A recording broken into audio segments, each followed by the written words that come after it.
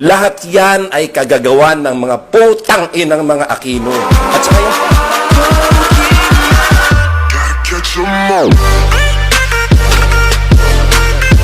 plano lang talaga nila sirain ng sirain. Gusto lang talaga kasi nila, sila yung nakaupo. Ganyan yung mga putang inang Liberal Party na yan.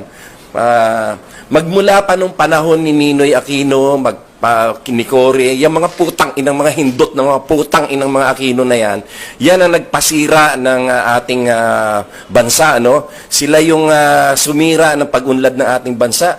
Lahat ng problema na nararanasan natin ngayon, yung kakulangan sa tubig, sa traffic, yung mahal ng kuryente, kulang sa trabaho dahil kasi naglayasan yung mga factories dito. Lahat yan ay kagagawan ng mga putang inang mga Aquino. Tangina mo!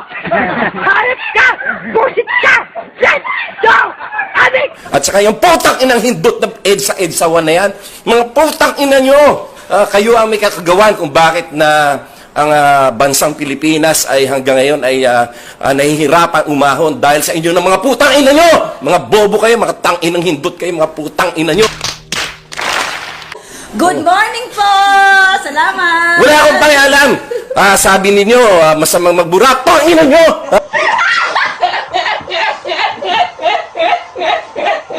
Kayo mga pari kayo, mga anti-administration ng mga pari, mga komunista kayo, mga putang ina nyo. Yung mga, hindi ko nila lahat, maraming pari na mahusay. Pero marami rin pari na mga komunista na walang alam kung di ang manira na manira. No? Yung mga hayop na yan, dapat sa inyo mawala. No? Okay? Mga bobo!